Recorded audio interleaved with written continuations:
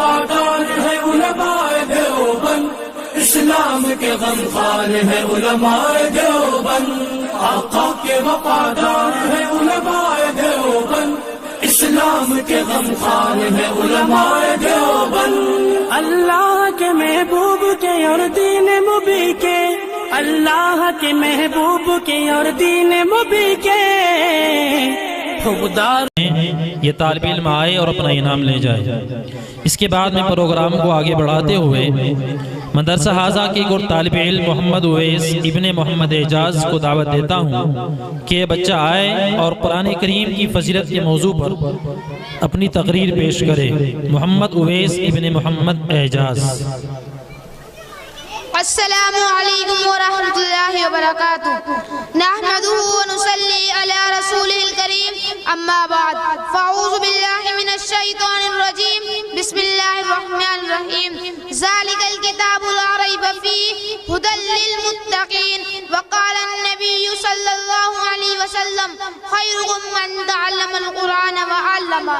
الہی رونق اسلام کے سامان پیدا کر، الہی رونق اسلام کے سامان پیدا کر، دلوں میں مومنوں کے الفت قرآن پیدا کر۔ صدر محترم، آج کی اس محفل میں میرا موضوع دنیا کی سب سے پاکیزہ اور مقدس کتاب قرآن پاک ہے۔ ہمیں چڑھتے سورج کی طرح یقین ہے کہ اس کا ایک ایک حرف سچا اور صادق ہے۔ وہ قرآن پاک جس کی زبان مقدس، بیان مقدس، جو فصاحت و بلاغت کا ٹھاٹھے مادہ سمندر ہے، جس کے متعلق ارشاد ربانی ہے۔ قرآن وہ کتاب ہے جس کے صادق اور برحق ہونے میں کوئی شک و شبہ نہیں، اور جس کے بارے میں محسن انسانیت حضور پاک صلی اللہ علیہ وسلم نے یہ ارشاد فرمایا کہ تم میں سے سب سے بہتر شخص وہ ہے جو قرآن پاک کو سیکھے اور سکھائے۔ دعا کیجئے کہ اللہ تعالی ہم سب کو قرآن پاک کی دولت سے مالا مال فرمائے۔ نوجوان دوستو، قرآن پاک رب ذوالجلال کی طرف سے عطا کردہ وہ حسین تحفہ ہے جس نے 23 برس کی قلیل مدت میں پورے عالم میں وہ انقلاب برپا کر دیا کہ بڑے سے بڑے فصحاء، بلغاء، ادباء اور شعراء حیران رہ گئے، جس کی آیتوں کو سن کر پتھر دل موم ہو گئے۔ دوستو، یہی وہ قرآن ہے جو رہتی دنیا تک کے انسانوں کے لیے سراپا ہدایت و رحمت ہے۔ یہی وہ قرآن ہے جس نے رسول کی رسالت کو اعزاز بخشا۔ یہی وہ قرآن ہے جس نے مردے قلوب کو تازگی بخشی۔ ہاں، یہی وہ قرآن ہے جس کی برکت سے جنات و شیاطین کا آسمانوں پر جانا بند ہوا۔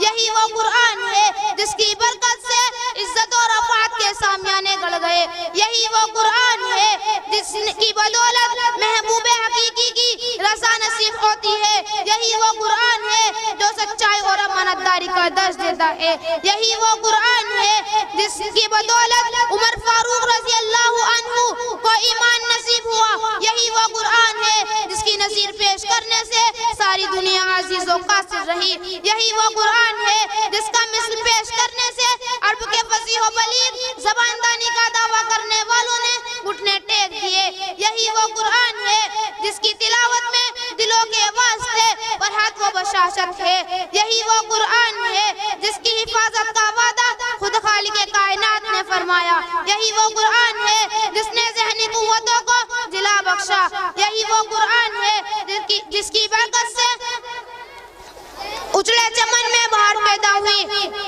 محترم حضرات، آج کے اس نازک دور میں حفظ کلام پاک کو فضول سمجھا جاتا ہے، اس کے الفاظ رٹنا حماقت بتلایا جاتا ہے، کہا جاتا ہے کہ اس کا رٹنا اور بے سمجھے پڑھنا بے سود ہے۔ افسوس صد افسوس، اس قرآن پاک کے بارے میں ہمارے خیال کے جس کے بارے میں شہنشاہ بدخواہ محمد رسول اللہ صلی اللہ علیہ وسلم نے یہ ارشاد فرمایا، اقرأ وارتقی ورتل كما كنت ترتل في الدنيا فإن منزلك عند آخر آیت تقرأها۔ قیامت کے دن حفظ کلام پاک سے کہا جائے گا، قرآن پڑھتا جا اور جنت کے درجوں پر چڑھتا جا، اور ٹھہر ٹھہر کر پڑھ جیسے تو دنیا میں ٹھہر ٹھہر کر پڑھا کرتا تھا۔ بس تیرا مقام اور ٹھکانہ وہی ہے جہاں آخری آیت پر پہنچے۔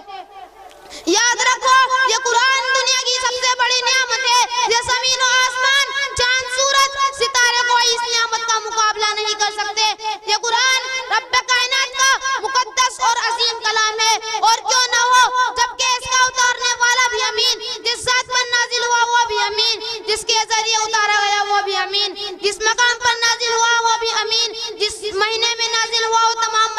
افضل ہے اور جس رات میں نازل ہوا وہ ہزار مہینوں سے بہتر ہے۔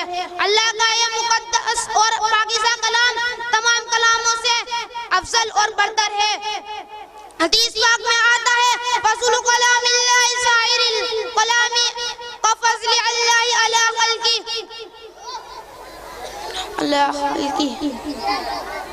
اللہ کے کلام کو سب کلاموں پر ایسی فضیلت ہے جیسے خود حق تعالیٰ شانہ کو تمام مخلوق پر اللہ کا دلارا اور خدا کا پیارا نبی ارشاد فرماتا ہے کہ جس نے قرآن پڑھا اور اس پر عمل کیا اس کے والدین کو کل قیامت کے دن سورج سے بھی زیادہ روشن تاج بنایا جائے گا۔ میں اپنی تقریر کو اس شعر کے ساتھ میں اپنی تقریر کو مکمل کرتا ہوں۔ وعدہ غلبہ ہے مومن کے لیے قرآن میں، وعدہ غلبہ ہے مومن کے لیے قرآن میں، پھر جو تو غالب نہیں کچھ کسر ہے ایمان میں، وما علینا الا البلاغ۔